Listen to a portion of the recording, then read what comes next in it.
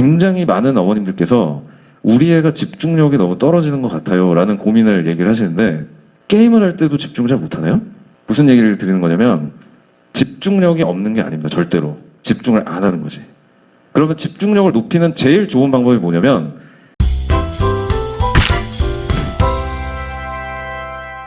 마지막으로 네 번째는 계획 수립에 대해서 얘기를 드릴게요. 최하위권, 나는 셀프리더를 전혀 사용하지 않는다. 이 셀프리더는 에듀플렉스 학생들이 쓰는 학습 플래너입니다. 그래서 이제 다니면 딱 주잖아요? 그럼 맨날 집에 놓고 왔다. 길을 가다가 잃어버렸다. 어떻게 길을 가는데 잃어버리겠어요? 자기가 버린 걸지도 모르죠. 알 길은 없지만 너무 싫은 거예요. 셀프리더 쓰는 게. 학생들에 따라서 적응하는 데 시간이 걸립니다. 뭐 한두 달 만에 적응하는 친구들도 있고 1년 넘게 걸리는 친구들도 있어요. 근데 하여튼 이 방법을 학창시절에 터득하는 거는 굉장히 저는 중요하다고 생각을 합니다. 굉장히 많은 어머님들께서 우리 애가 집중력이 너무 떨어지는 것 같아요 라는 고민을 얘기를 하시는데, 게임을 할 때도 집중을 잘 못하나요? 무슨 얘기를 드리는 거냐면, 집중력이 없는 게 아닙니다. 절대로. 집중을 안 하는 거지. 그러면 집중력을 높이는 제일 좋은 방법이 뭐냐면, 몇 시까지 몇 페이지를 반드시 끝내겠다라고 하면 집중이 돼요. 왜냐하면 하위권 학생들의 계획을 세우는 방법에는 언제까지 얼만큼을 해야 되겠다라는 목표가 전혀 없어요. 그냥 앉아 있겠다라고 계획을 세우는 거죠. 이거는 계획이 아니죠. 그래서 레벨 3부터가 과목 시간 분량을 써 넣는 거예요. 내가 뭐 17 단원을 연습 문제 몇 문제를 1시간 동안 다 풀 거야. 이런 거죠. 그럼 그 시간 안에 풀어야 되는 거니까 집중을 해서 할 수밖에 없습니다. 레벨 3는 시험 준비할 때만 쓰고, 레벨 4부터는 맨날 쓰고, 레벨 5는 빠짐없이 사용한다. 이런 이제 차이가 있는데, 물론 이것도 스킬이나 레벨이 다 다릅니다. 레벨 5 정도 되면 자기가 어느 교재를 어느 정도 양을 푸는데 시간이 어느 정도 소요가 되는지를 다 알고 있어요. 그래서 계획을 되게 정확하게 짭니다. 거의 계획한 대로 해내요. 학생들 중에 보면은 계획만 짜다가 날 새는 학생들도 있어요. 견적을 못 잡아서 그래요. 오늘 한 단원을 다 끝내고 싶어하는 마음은 알겠지만 그 시간 안에 자기가 할 수 없는 양인데 자꾸 계획을 잡아갖고 욕심부리다가 계획만 다시 세워요. 되게 중요한 테크닉입니다. 공부에만 적용되지 않아요. 왜 그러냐면, 자기가 뭘 이루고 싶은 일이 있잖아요. 나중에 뭐 대학에 가서 공무원 시험을 보고 싶다. 이런 뭐 그런 공부를 하던, 아니면 사업을 하던, 아니면 대기업에 들어가는 취업을 뭘 준비를 한다고 하던, 뭘 하든지 간에 자기가 하고 싶은 거에 대한 목표를 세워놓고 계획을 짜서 매일매일 나눠서 하고 점검하고 하는 그 습관, 자기 자신의 프로젝트를 관리하는 능력은 공부에만 국한되는 게 아닙니다. 지금 학창시절에 이 능력을 꼭 키워주세요. 경험을 시키고. 그러면 나중에 어른이 돼서 자기가 자기 시간 관리하고 자기 인생을 관리할 수 있게 됩니다.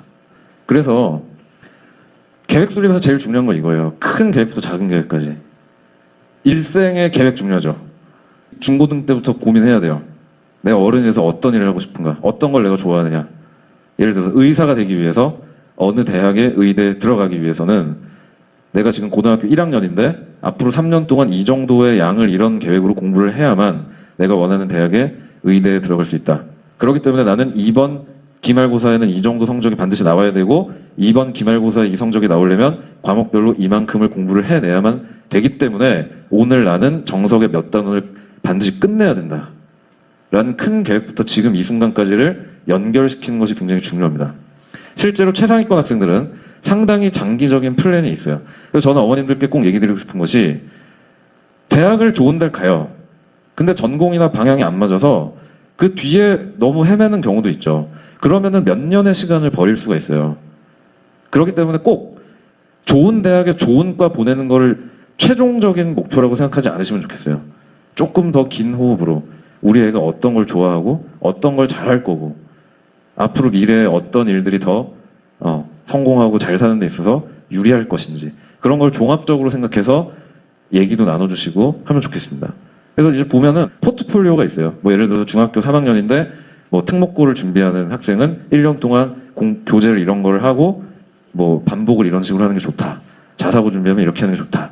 표준 그게 있는데 그걸 참고해서 학생 상황에 맞게 튜닝을 해가지고 포트폴리오를 짭니다. 그 다음에 텀 스케줄러가 있는데요.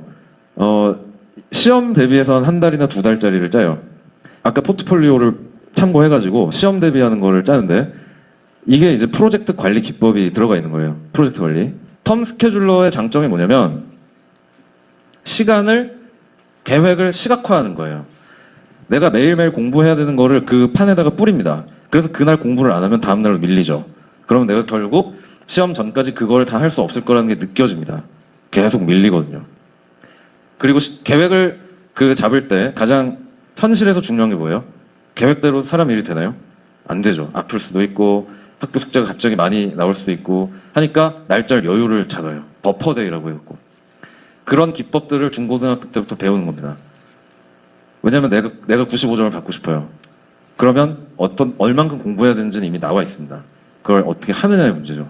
그런 것들을 계획을 관리하는 거고, 셀프 리더는 데일리, 매일매일의 공부를 텀 스케줄로해서 잘라가지고 그날 할 걸 옮겨서 적어요. 어느 과목에 어느 교재 몇 페이지를 몇 시부터 몇 시까지 할 거냐. 그리고 셀프 리더에는 계획과 실행란이 있어서 내가 실제로 정석을 한 단원을 푸는데 5시에서 7시까지로 하기로 했는데 5시에서 8시까지 했어요. 그럼 내가 견적을 못 잡는 거죠. 실제로 2시간 계획했는데 3시간이 걸리니까. 계획과 실행을 그렇게 계속 점검할 수 있도록 만들어 놨어요. 그렇게 개발한 거기 때문에 학생들 셀프 리더 쓰고 텀 짜고 포트폴리오 하는 거 처음에는 매니저님이 좀 많이 도와주십니다. 근데 그 다음 시험 갈 때마다 너가 더 네 주도적으로 짜봐라. 그리고 또 피드백 해주고 하면서 결국에는 자기가 다 짜서 할 수 있도록, 자기 홀로 설 수 있도록 그렇게 하고 있습니다. 네, 오늘 강의 너무 경청해 주셔가지고 감사드리고요. 오늘 강의 내용 많은 자녀들 공부에 도움이 되는 그런 시간이 되셨으면 합니다. 네, 감사합니다. 수고 많으셨습니다.